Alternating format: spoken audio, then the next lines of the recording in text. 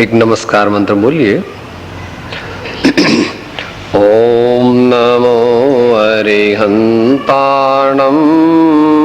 ओम नमो सिद्धाणं,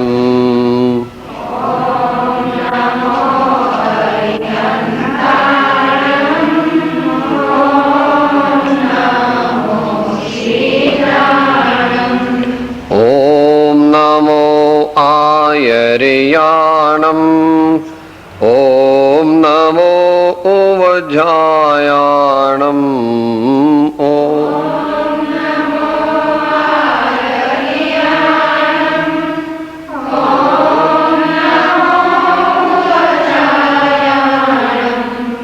नमो लोये सवसाहूणं, ओम नमो अरिहंताणं,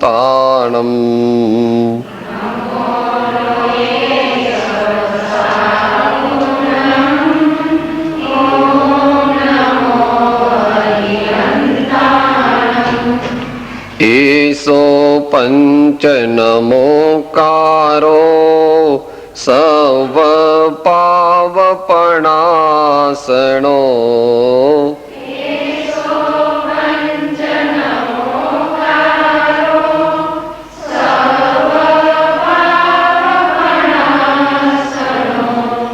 मंगलाणं च सौवेसीं परमं हवै मंगलम्।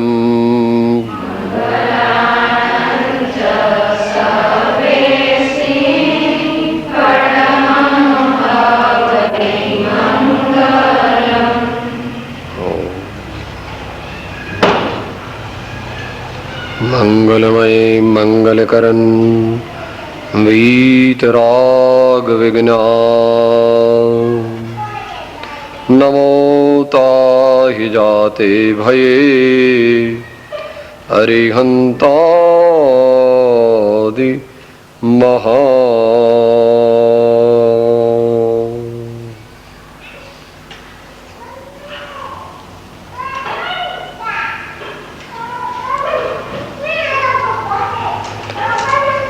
બપોરના તત્વજ્ઞાનના અભ્યાસમાં સાધક જીવને અવલંબન રૂપ ત્રણ તત્વની વિચારણા ચાલે છે.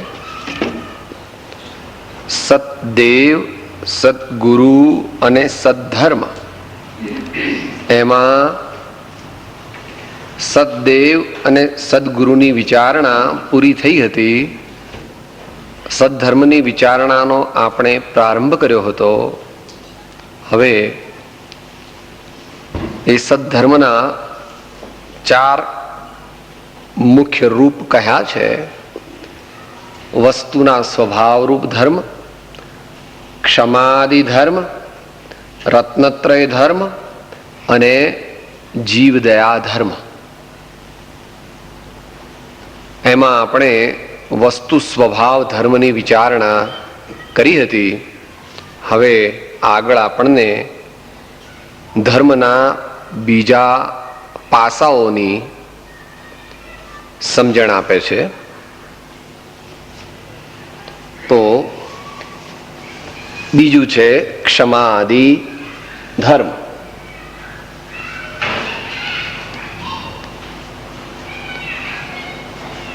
ભગવાન કહે છે કે ભાઈ,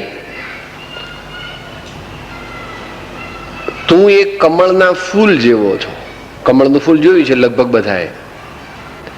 કમળનું ફૂલ છે એમાં એક વચ્ચે પાંખડી હોય છે ને પછી બીજી ને પછી ત્રીજી ને એમ પાંખડીઓ હોય છે. બધી પાંખડીઓ મળીને કમળનું ફૂલ બને છે. એમ આપણે પણ શેના બનેલા છીએ? આપણે પણ ફૂલ છીએ, ચૈતન્ય ફૂલ. શેના બનેલા છીએ? તો કે છે કે તારી એક પાંખડી ક્ષમા છે, બીજી પાંખડી વિનય છે, ત્રીજી પાંખડી સરળતા છે, એ વગેરે. તો આપણા મુખ્ય 10 ગુણો છે એ આપણને ગુરુદેવ બતાવે છે.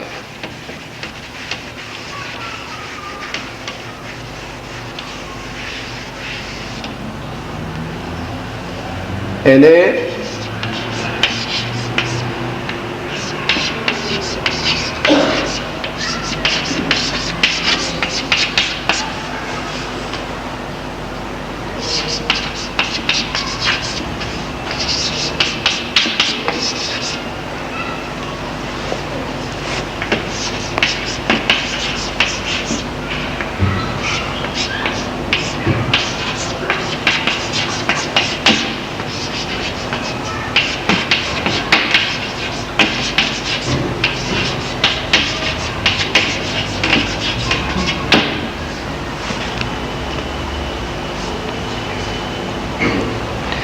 જેમ કમળ અનેક પાંખડીઓનું બનેલું છે તેમ આપણે આ ગુણો ના બનેલા છીએ. કોઈ કે સાહેબ મને તો કઈ આ દેખાતા નથી, તો કે છે આ છે તો ખરા, પરંતુ તારા અજ્ઞાનને લીધે, પ્રમાદને લીધે આ બધા આવૃત થઈ ગયા છે, પ્રગટ નથી. અને જો પ્રગટ છે તો એના ઊંધા રૂપમાં પ્રગટ છે. તો હવે જો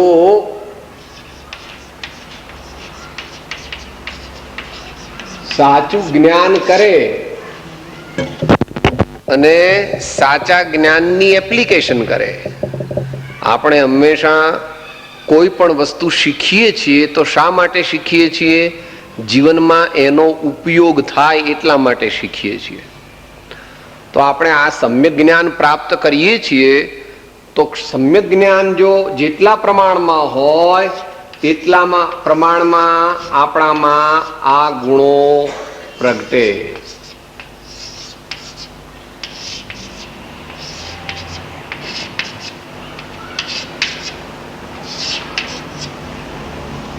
આ આપણા સ્વભાવમાં રહેલા છે.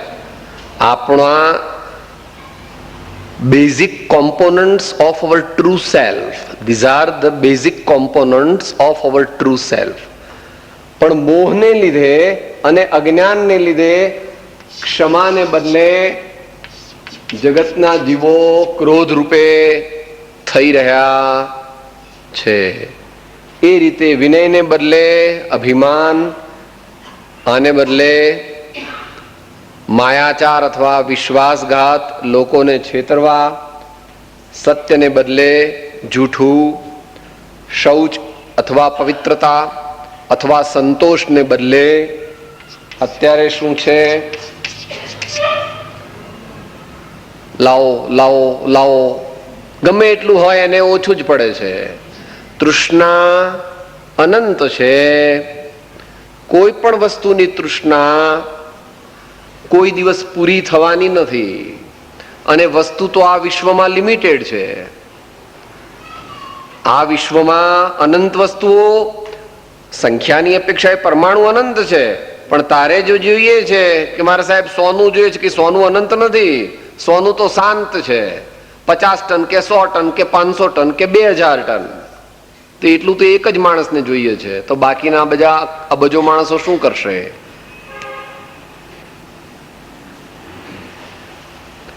વળી એટલું તને પ્રાપ્ત થાય તો પણ અંતરમાં સંતોષ નથી.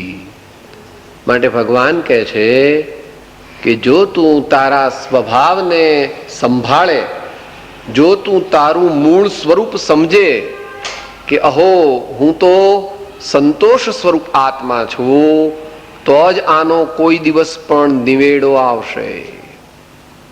અને આના વિના, સંતોષ વિના, गोधन गजधन बाज धन और रतन धन खान, जब आवे संतोष धन सब धन धूरी समान. સંતોષ વસ્તુ એ આપણો સ્વભાવ છે.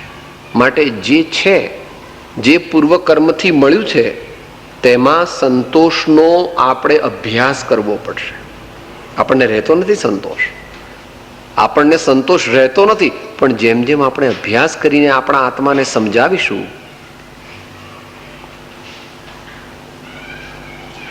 મારા માટે પૂરતું છે, આ જીવન પૂરતું છે, ઘડપણ માટે અને અકસ્માત માટે કે બીજા જીવનના સામાન્ય સામાજિક પ્રસંગો માટે મારા માટે પૂરતું છે. તો હવે વિશેષનો પ્રયત્ન ન કરતા ધર્મ પ્રયત્ન હું કરું,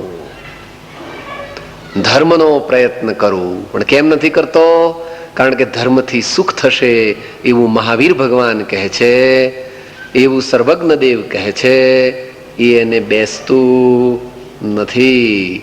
ધર્મથી જીવ સુખી થાય એવી વાત ભગવાનની એ શ્રદ્ધતો નથી. માટે લાવો બીજું, લાવો બીજું, લાવો બીજું. એવી રીતે વિશ્વાસઘાત આપણે કેવો કેવો કરીએ છીએ.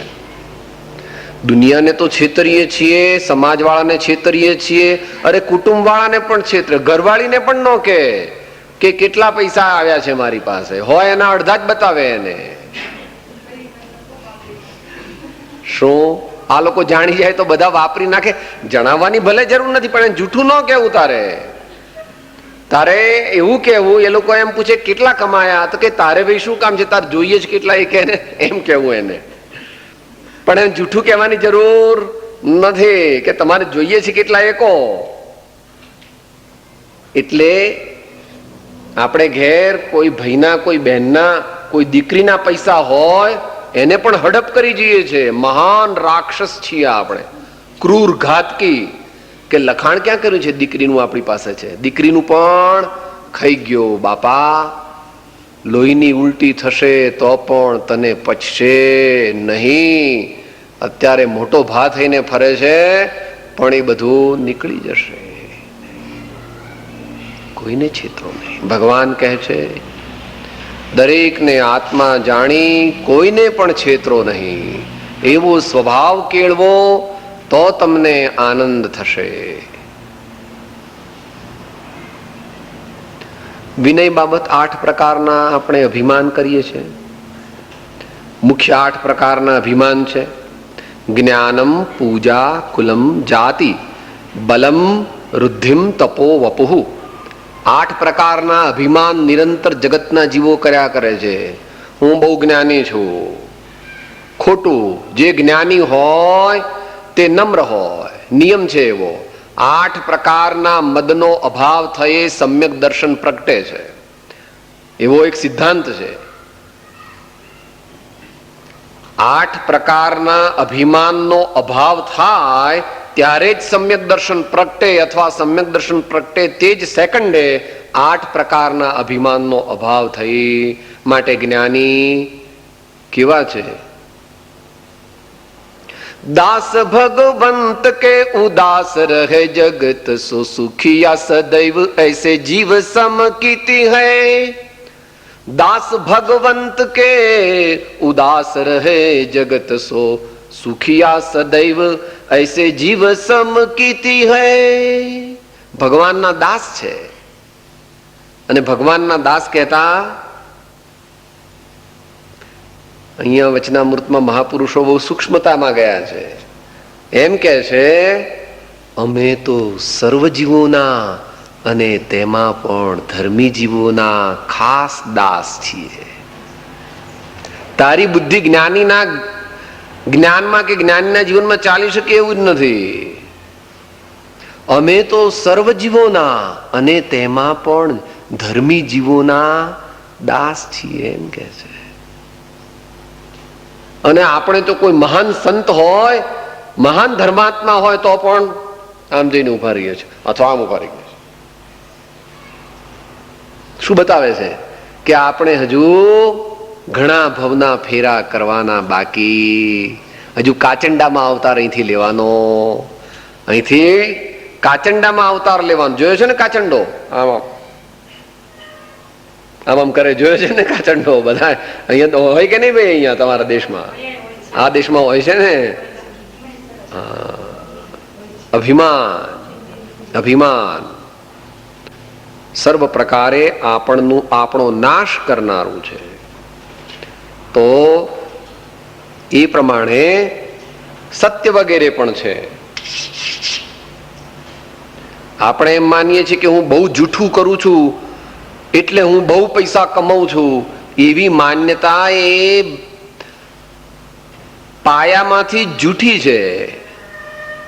આપણે ખૂબ જૂઠું બોલીએ તો આપણે ખૂબ ધન વગેરે આવે એવી માન્યતા હોય તો દુનિયામાં જૂઠું બોલવા તો જગતના અજ્ઞાની જીવો બધાય તૈયાર છે, તો બધાય કરોડપતિ થઈ જાય એ લોકો. એવું છે નહીં, એનાથી વિરુદ્ધ છે. માટે જ્ઞાનીઓએ સૂત્ર આપ્યું, દુર્જનતા કરીને ફાવવું, તેજ હારવું એમ માનવું. દુર્જનતા કરીને ફાવવું, આપણે કોઈનું ખિસ્સું કાપી લીધું, કોઈને ખોટો બીજો માલ બતાવ્યો ને બીજો માલ પેક કરીને આપી દીધો, પછી આપણે માનીએ છીએ કે સાહેબ આપણો તો ઘેર જઈને જોશે ને રોશે. એ નથી રોવાનો, તું રોવાનો છો. મહાવીર ભગવાન વાત જુદી છે, દુનિયાથી જુદી. દુનિયા કહે છે સાહેબ આ તો બધું એવું જ ચાલે. એવું ન ચાલે. ગડબડ ગોટાળાથી આત્મકલ્યાણ નથી.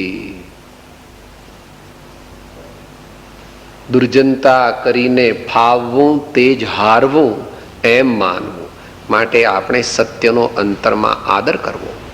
કદાચ કોક વાર અસત્ય થઈ જાય તો પણ તેની માફી માગવી અને ભગવાનને કહેવું, હે ભગવાન, આ હું જૂઠું કરું છું, મારે કરવું નથી પ્રભુ, મને આ અસત્યમાંથી બચાવો.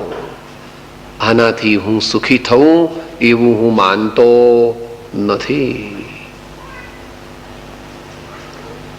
તો સત્ય. સંયમ. સંયમ એ આત્માનો સ્વભાવ છે. બહારમાં દોડવું નહીં અને પોતાના સ્વરૂપમાં સ્થિર રહેવું, એ નિશ્ચય સંયમ છે. અને વ્યવહાર સંયમ એની સાથે જે છે, 5 ઇન્દ્રિયના વિષયોના અન્યાયપૂર્વકના ભોગને પહેલા ત્યાગવો અને પછી ધર્માત્મા, જે મહાન ધર્માત્મા છે, એ તો ન્યાયપૂર્વકના ભોગને પણ ઈચ્છતા નથી. તો સંયમ. સંયમ જુદી જુદી રીતે મહાત્માઓએ કહ્યો છે, એ આપણે બીજા સ્વાધ્યાયમાં આવશે. પણ અહીંયા સંયમ આત્માના સ્વભાવ રૂપે કહ્યો છે. માટે આપણે બહુ વ્યગ્ર થઈ જવું નહીં, બહુ ચંચળ થઈ જવું નહીં, બહુ અપસેટ થઈ જવું નહીં. કારણ કે એ દ્વારા કર્મનો આશ્રવ થાય છે. ઘણા કર્મો આપણને ચોંટે છે અને આપણો સ્વભાવ આપણે તે વખત પૂરતો ભૂલી જઈએ છીએ. તપ, ઈચ્છાનો નિરોધ ગઈકાલે આવી ગયું હતું. 12 પ્રકારે તપ કરવાની ભગવાનની આજ્ઞા છે. અનશન, અવમૌદર્ય, વૃત્તિ, પરિસાંખ્યન, રસ પરિત્યાગ, વિવિક્ત શય્યાસન અને કાયક્લેશ, આ 6 પ્રકારના બાહ્ય તપ છે. અને પ્રાયશ્ચિત્ત, વિનય, વૈયાવૃત્ત, સ્વાધ્યાય, ધ્યાન અને વ્યુત્સર્ગ, આ 6 પ્રકારના અંતર તપ છે. 12 પ્રકાર કરવા જેવા છે. જેટલા પ્રમાણમાં થાય તેટલા પ્રમાણમાં કરવા. પણ એ 12 નો સરવાળો આવવો જોઈએ ઈચ્છાનો નિરોધ. એનું નામ તપ. ઈચ્છાનો નિરોધ. ધીમે ધીમે તો ભગવાને કહેલો ધર્મ છે, સર્વજ્ઞ ભગવાને. આ પ્રકારે ધર્મ કરવાથી આપણે સર્વજ્ઞ થવાના છીએ અલ્પકાળમાં. જેવો જેનો પુરુષાર્થ હશે તે પ્રકારે તે જીવ થશે. પણ મીન્સ કરેક્ટ ને પરફેક્ટ છે. ભગવાને કહેલો માર્ગ અને સાધન એવા છે કે કોઈ પણ જીવ જો એને અંગીકાર કરે તો નિયમથી તે પહેલા ધર્માત્મા થાય, પછી મહાન ધર્માત્મા થાય અને પછી પરમાત્મા થઈ જાય. માટે થોડી વસ્તુ આપણી કેપેસિટીની બહાર આવે તો વ્યગ્ર ન થઈ જવું. ત્યાગ.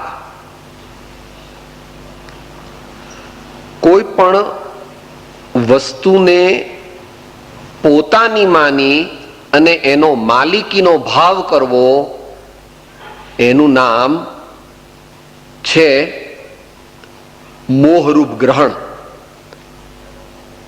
અને કોઈ પણ વસ્તુના માલિક થવું નહીં. આપણે કોઈ વસ્તુના ખરેખર માલિક નથી. આપણા નામે બંગલા છે ને, મોટર છે ને, બેંક બેલેન્સ છે ને, એ બધો તો એક સોશિયો ઇકોનોમિક વ્યવહાર છે. એ સમાજની એ રીત રસમ છે. પણ તેથી કઈ મોટર આપણી થઈ જાય કે બંગલો આપણો થઈ જાય કે દીકરો આપણો થઈ જાય એવી વ્યવસ્થા છે નહીં. અહીં તો એથી આગળની વાત કરે છે. આવું સત્ય જાણી અને પરવસ્તુથી વિરામ પામો.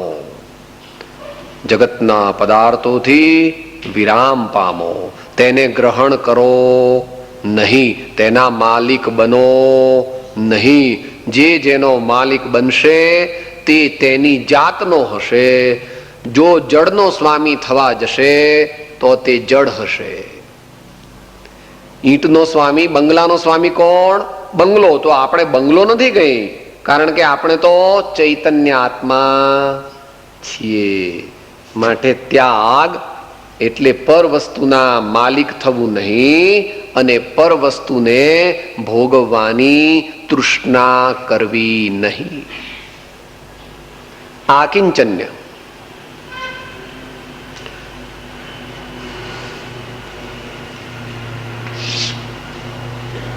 સંસ્કૃત શબ્દ મૂળ છે. આ સમંતાત કિંચિત અપી મમ ન અસ્તિ ઇતિ પ્રતીતિ આકિંચન્યમ. આ વિશ્વમાં જેટલા પદાર્થો છે તેમાંનો કોઈ પણ પદાર્થ મારો નથી. હું મારામાં સ્વયં પૂર્ણ છું. મારે મારા જ્ઞાન અને આનંદ માટે કોઈના ઉપર આધાર રાખવો પડે એવો મારો મૂળ સ્વભાવ નથી. એવી જેને અંતરમાં પોતાના સ્વભાવની પ્રતીતિ થાય તેઓ સર્વ વસ્તુઓ પરથી પોતાની દ્રષ્ટિ હટાવી લે છે.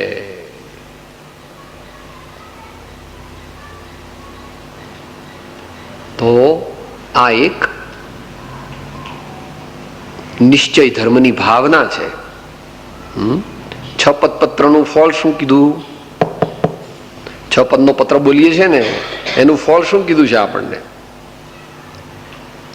અનાદિ કાળથી ઉત્પન્ન થયેલો એવો જીવનો અહંભાવ, મમત્વ ભાવ તે નિવૃત્ત થવાને અર્થે આ છપદની દેશના જ્ઞાની પુરુષોએ પ્રકાશી. છપદ વાંચીને શું થવું જોઈએ? કોઈ પણ શાસ્ત્ર વાંચીને શું એનું ફળ થવું જોઈએ? એનું ફળ આવું થવું જોઈએ કે જગતના પદાર્થોની હું સામાન્ય વ્યવસ્થા કરું, એને ઠેકાણે રાખવા, એની સંભાળ રાખવી, એ બધું ગૃહસ્થ અવસ્થામાં આપણા માટે આવશ્યક છે. પણ એના માલિક થઈ બેસવું તો એ મર્યાદા ઓળંગી લીધી તો સીતાનું હરણ થઈ ગયું. લક્ષ્મણજીએ ના કીધી હતી, માતાજી આટલી લેખાથી તમે બહાર નીકળતા નહીં. પણ માતાજી દયાથી કે દાન દેવાના ભાવથી પોતે વિસરી ગયા પોતાની મર્યાદા.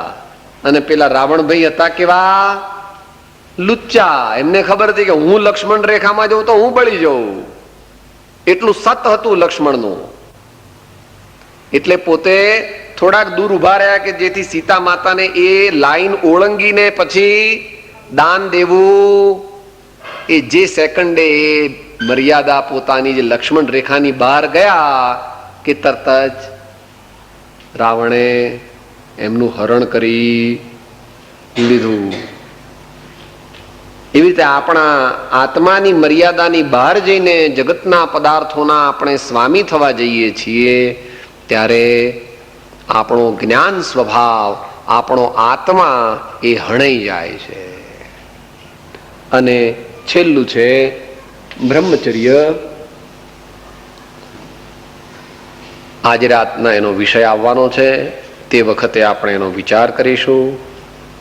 બ્રહ્મચર્ય એટલે નિશ્ચયથી અને વ્યવહારથી. નિશ્ચયથી બ્રહ્મ એટલે આત્મા, પોતાના આત્મામાં એકાગ્રતા કરવી, રમણતા કરવી, એનું નામ નિશ્ચય બ્રહ્મચર્ય છે.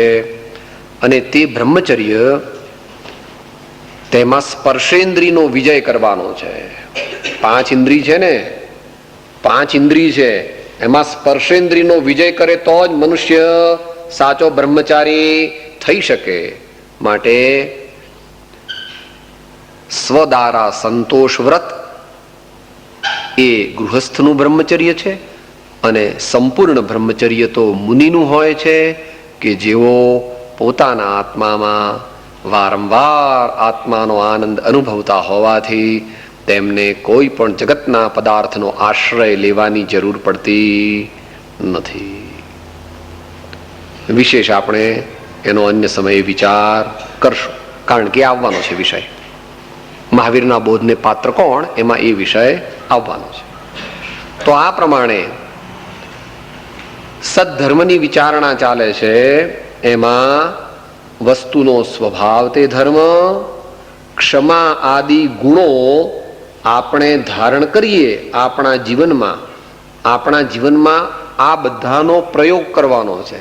10 પોપટની માફક મોઢે બોલી જાય અથવા બીજાને કહી જાય, પણ પોતાના જીવનમાં જો તેનું અવતરણ ન હોય, વ્યવહારમાં ધર્મ પ્રગટ છે. ભગવાનનો ધર્મ પોથી ધર્મ નથી. ભગવાનનો ધર્મ આપણા દૈનિક વ્યવહારમાં પ્રતિબિંબિત થવો જોઈએ.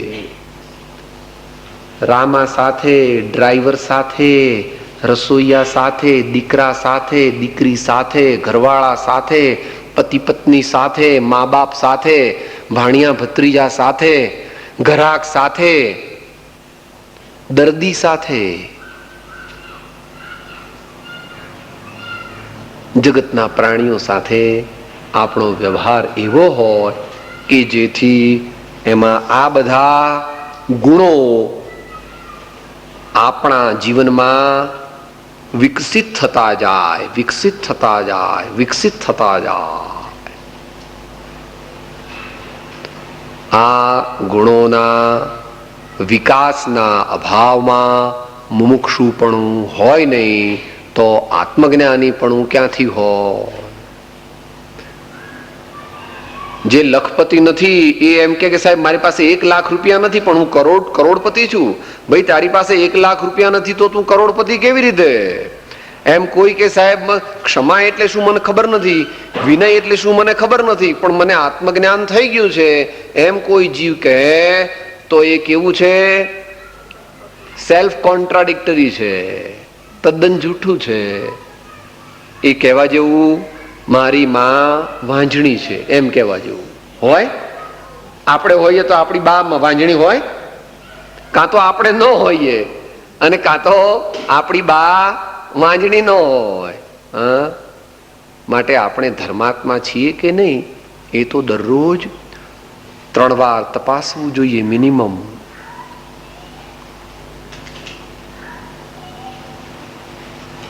પ્રતિક્રમણ એને કહે છે, સામાયિક એને કહે છે.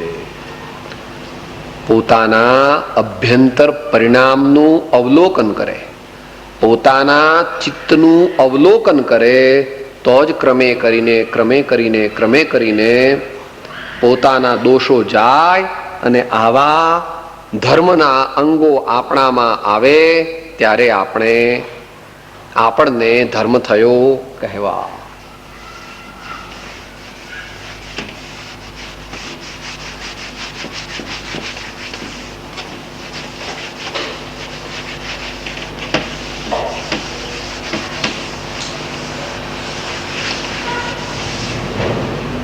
હવે રત્નત્રય ધર્મની વાત આવે છે. આ વિષય તો ઘણો મોટો છે. રત્ન ત્રય, આ ત્રય એટલે ત્રણ, અને આ રત્નના નામ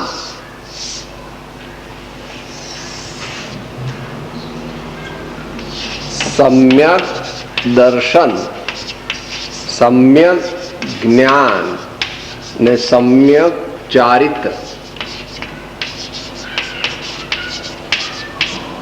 આ ત્રણ રત્ન છે.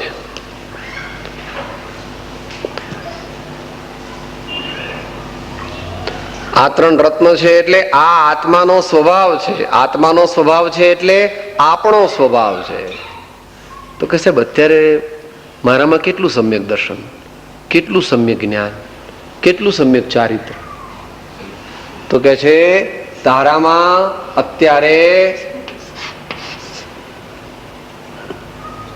આટલું સમ્યક દર્શન, આટલું સમ્યક જ્ઞાન, આટલું સમ્યક ચારિત્ર. કે સાહેબ એવું કેમ? તમે કહો છો ને સ્વભાવ છે.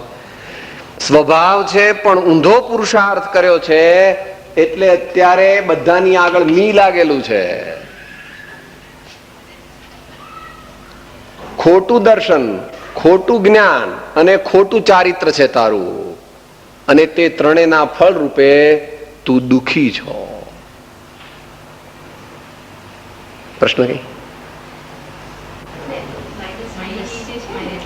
નેગેટિવ. હા, એટલે 0 માર્ક પણ નથી તારા. તું પાછું એમ કે સાહેબ મારામાં 1% તો સમ્યક દર્શન ખરું સાહેબ, 1% તો સમ્યક દર્શન, સમ્યક જ્ઞાન, સમ્યક ચારિત્ર. કે ના, 1% પણ નહીં. 0 આવે ત્યારે ઇક્વલ થઈ જાય, બે બાજુ જમા ઉધાર પાછું સરભર થઈ જાય. પણ તારું તો આ પાછું જ છે. અહીંયા તો કુછ નહીં હૈ, જમા રકમ કઈ છે નહીં, કારણ કે ઊંધો પરિણમ્યો છું. તો વિષય ઘણો મોટો છે. આપણે આ બે વિષયો તો કદાચ પ્રાસંગિક એની અંદર આવશે, કોઈ કોઈ વિચારણાની અંદર. અત્યારે માત્ર સમ્યક દર્શનનું સ્વરૂપ તે પણ ટૂંકામાં જ વિચારીએ. સમ્યક દર્શન એટલે હવે સાદી ભાષામાં આપણે વિચારીએ સાચી શ્રદ્ધા.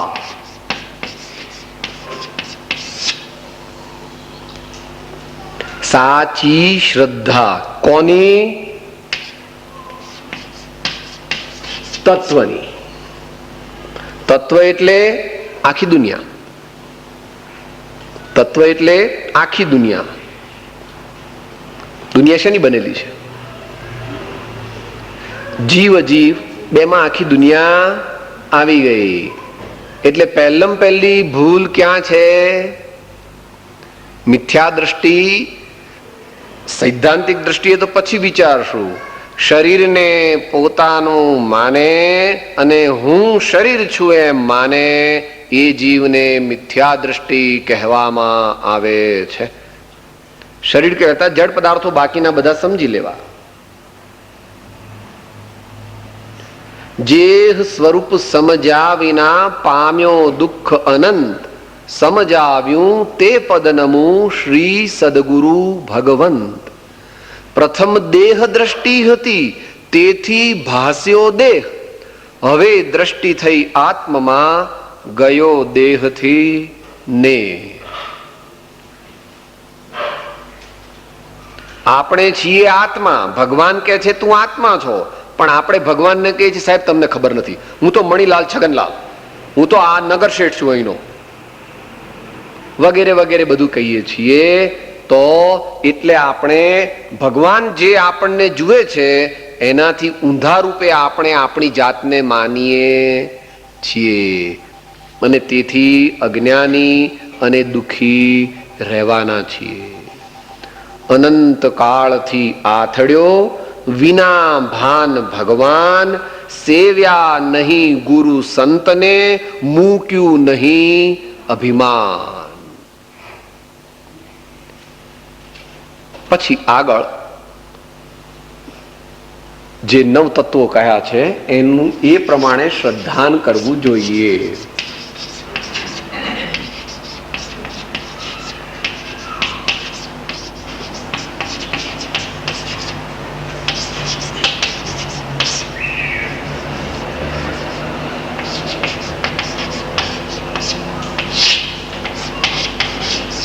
નિર્જરા મોક્ષ.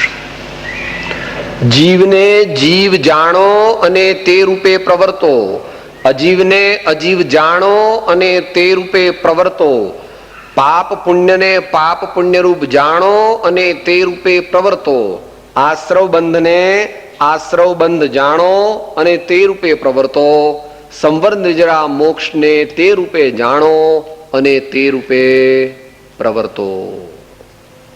એટલે આની અંદર સમ્યક જ્ઞાન પણ આવી જશે. કઈ રીતે એ કહે છે.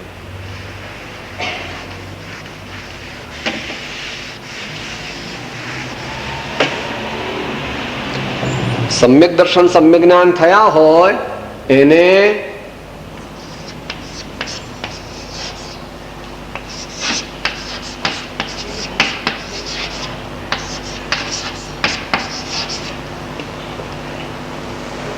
એનો અર્થ છે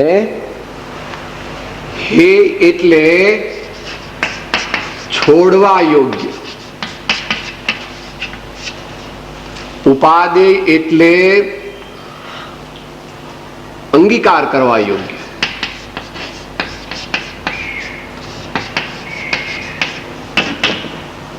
અને જ્ઞેય એટલે માત્ર જાણવા યોગ્ય.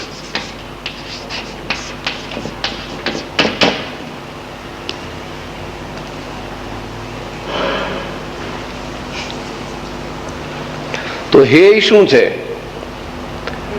નવ તત્વો જે છે એમાં ચાર તત્વ મુખ્ય રૂપે હે છે.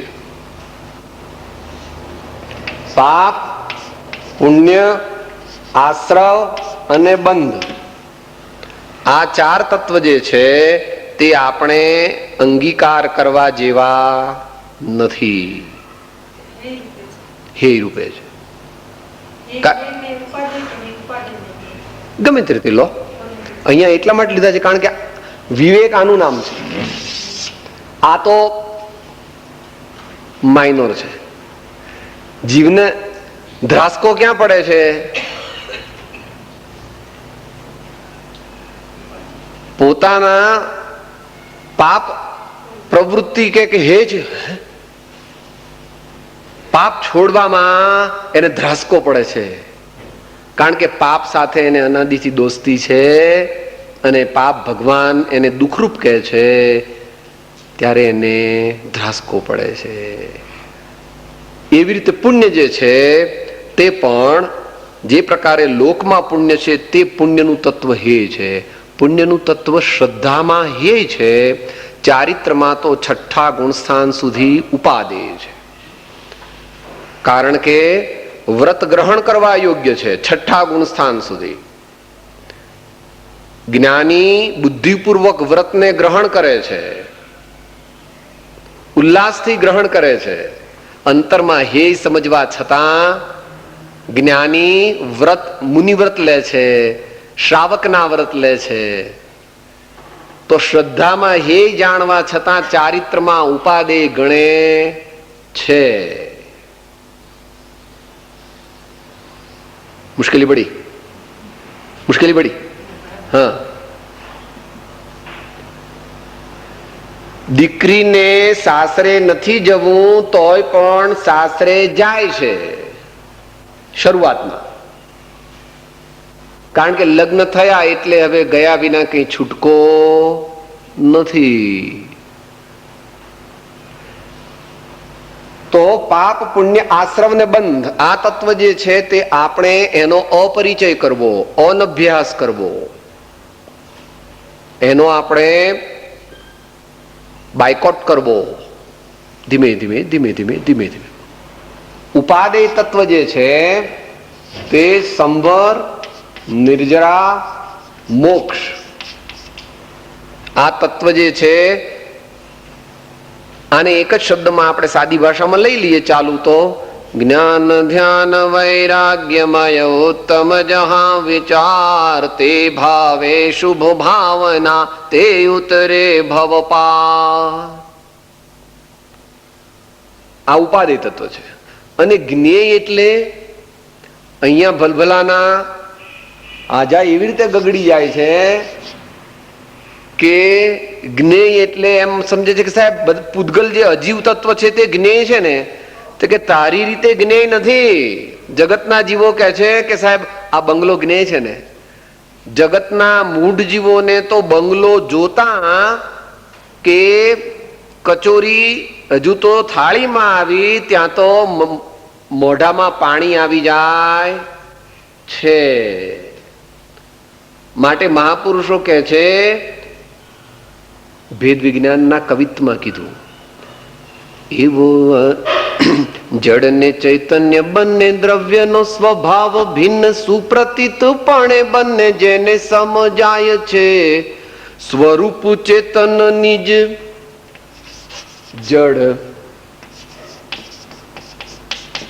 જડ છે સંબંધ માત્ર અથવા તે જ્ઞેય પણ પર દ્રવ્યમાય છે. ઉધાર ખાતે નાખી દે ને.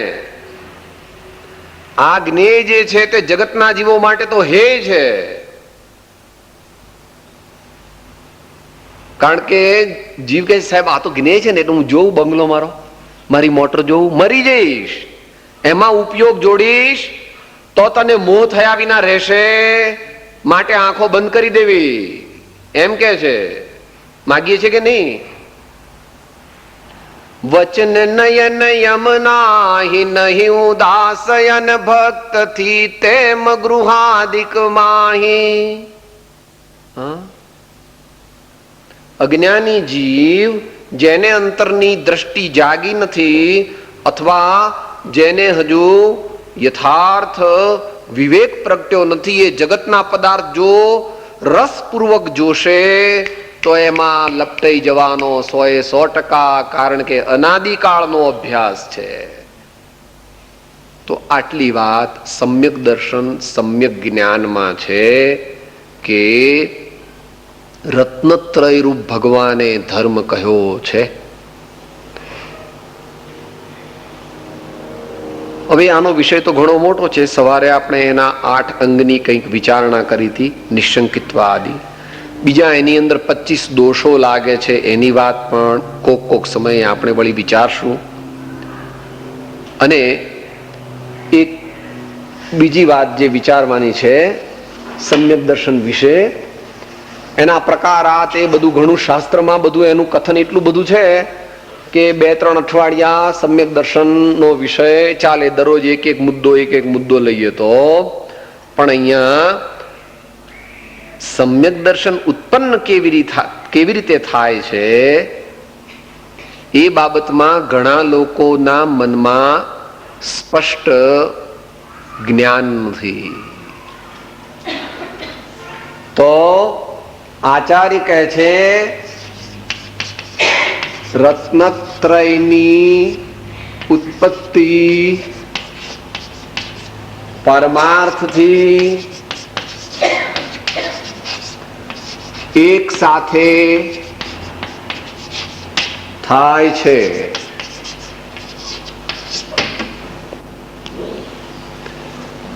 સમ્યક દર્શન, સમ્યક જ્ઞાન, સમ્યક ચારિત્ર. તો સમ્યક દર્શન પ્રગટ્યું પણ સમ્યક જ્ઞાન નથી થયું ને સમ્યક ચારિત્ર નથી થયું એમ કોઈ સમજે તો તે તત્વને સમજ્યો નથી. કોઈ કે મને સમ્યક જ્ઞાન થયું છે પણ સમ્યક દર્શન સમ્યક ચારિત્ર થયું નથી એમ સમજે તો પણ સમજો નથી. કોઈ કે સાહેબ મારું સમ્યક ચારિત્ર પ્રગટ્યું છે પણ મને સમ્યક દર્શન ને સમ્યક જ્ઞાન પ્રગટ્યા નથી તો એ પણ સમજો નથી.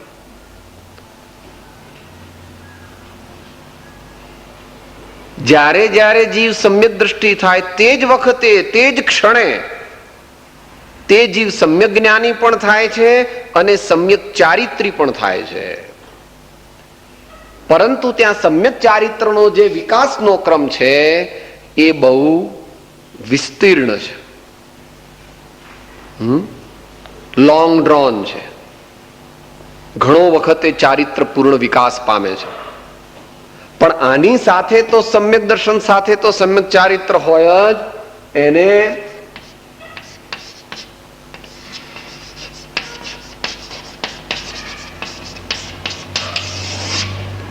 સમ્યક્ત્વાચરણ ચારિત્ર કહેવામાં આવે છે.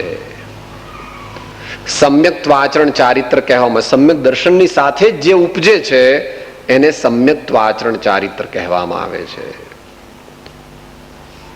એટલે એની અંદર આ ઉપયોગી છે, એટલા માટે એને લઈએ છીએ આપણે. કઈ રીતે? એના બે વિભાગ છે.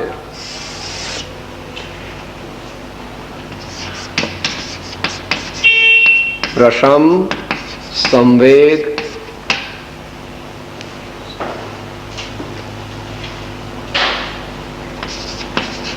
દયા, આસ્તિક્ય, અનુકંપા.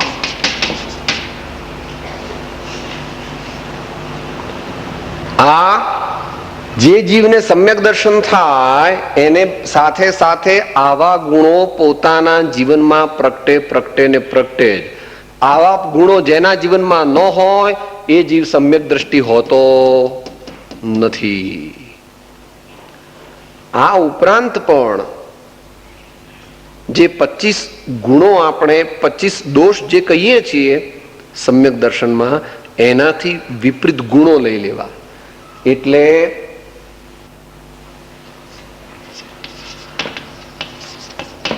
નિશંકિત આદિ 8 ગુણો એનામાં હોય. મદ 8 પ્રકારનાનો એનામાં અભાવ હોય, એટલે 8 પ્રકારના વિનય એનામાં હોય. 8 પ્રકારના શંકા આદિ જે અંગ કહ્યા તેના વિરુદ્ધ ભાવ એનામાં હોય, એને અંગ કહેવામાં આવે છે. બીજા 6 જે કીધા, અનાયતન, સર્વજ્ઞ ભગવાનને જે માને છે ભગવાન તરીકે, જ્ઞાની નિર્ગ્રંથ ગુરુને જ ગુરુ તરીકે માને, અનેકાંત દયામય ધર્મને જ સાચો ધર્મ માને, અને એના ભક્ત હોય એને જ સાચા ધર્માત્મા માને, એ પ્રમાણે. અને મૂઢતા 3 એનામાં હોય નહીં. લોકો કહે એમ કરવું એવું નહીં. લોકો જેને ભગવાન માને એને ભગવાન માનવા એવું નહીં, અને લોકો જેને ગુરુ માને એને ગુરુ માનવા એવું નહીં. સમ્યક્ત્વાચરણ એટલે શું? તો એનામાં પ્રશમ, સંવેગ, દયા, આસ્તિક્ય, અનુકંપા વગેરે ભાવો એના જીવનમાં પ્રગટ થવા જોઈએ. અને એ પ્રમાણે નિશંકિત્વ આદિ ગુણો, 8 પ્રકારના વિનય, 6 પ્રકારના અનાયતનનો અભાવ અને 3 પ્રકારની મૂઢતાનો અભાવ, આ પ્રકારે જેના જીવનમાં આચરણ પ્રગટ્યું હોય તે જીવને શુદ્ધ સમ્યક દર્શન હોય છે. પછી આમાં ઓછું વધતું હોય તો તેટલા પ્રમાણમાં તે સમ્યક્ત્વ મલિનતાને પામે છે. જેમ આપણે નવા કપડાં ધોયેલા પહેરીને નીકળ્યા અને રસ્તામાં આપણે ચાલતા ચાલતા સહેજ વરસાદ પડ્યો તો ને આપણો પગ સહેજ કાદવમાં પડી ગયો ને 2-3 છાંટા આપણા કપડા ઉપર પડ્યા, તો કઈ કપડું નકામું નથી થઈ ગયું, મલિન થયું, બગડેલું છે, ચોખ્ખું નથી, છતાં પણ તે અત્યારે તો કામમાં આવશે, હાલ પૂરતું ચાલશે. તો એ પ્રમાણે અહીંયા આગળ સમ્યક દર્શન, સમ્યક જ્ઞાન, સમ્યક ચારિત્ર. સમ્યક ચારિત્રનો વિષય મોટો છે, એ આપણે અત્યારે લેતા નથી. શ્રાવકનું ચારિત્ર અને મુનિનું ચારિત્ર, એ પ્રકારે ચારિત્રનું વર્ણન ભગવાને કરેલું છે. પણ અત્યારે આપણે અહીંયાના થોડા સ્વાધ્યાયની અંદર વચ્ચે વચ્ચે આવી જાય છે. જેમ કે આપણે ગયે પરમ દિવસે રાતના શ્રાવકના સ્વરૂપની વિચારણા રાતના સ્વાધ્યાયમાં ત્યાં કરી હતી. શ્રાવકના 21 ગુણો વિચાર્યું હતું ને આપણે, એમાં પણ અંશે શ્રાવક ધર્મ આવી જાય છે. હવે છેલ્લો જીવ દયાનો વિભાગ છે,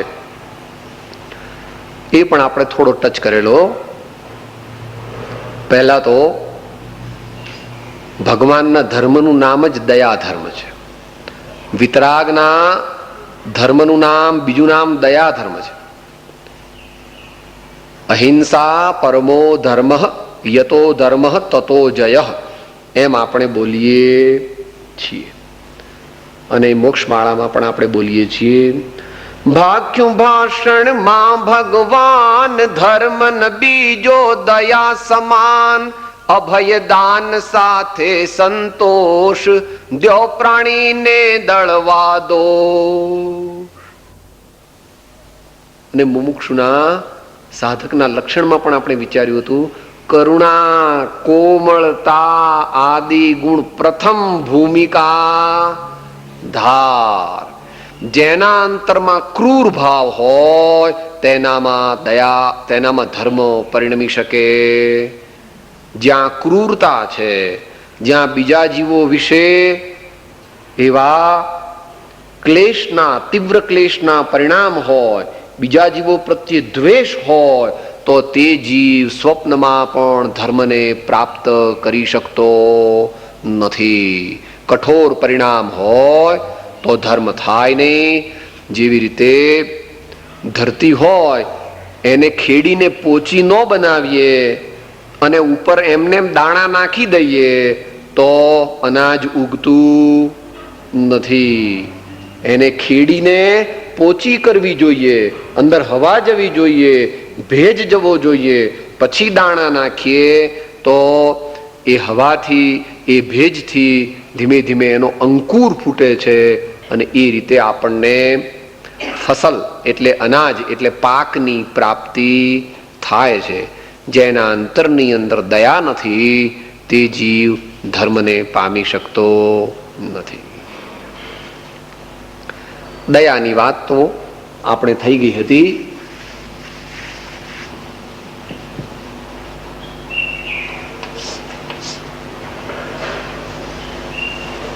દયાને આચાર્ય મહારાજ શાસ્ત્ર ભાષામાં અહિંસા ધર્મ કહે છે. અને એની શાસ્ત્રીય વ્યાખ્યા યાદ રાખવા જેવી છે, કારણ કે આવી રીતે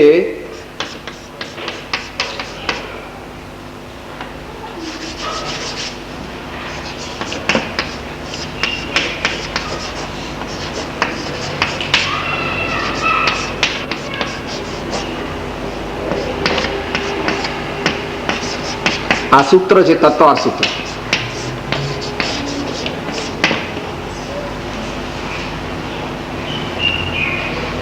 આ મહાવીર ભગવાન વર્ધમાન સ્વામીએ કરેલી વ્યાખ્યા છે, એટલે સિદ્ધાંત રૂપ વ્યાખ્યા છે.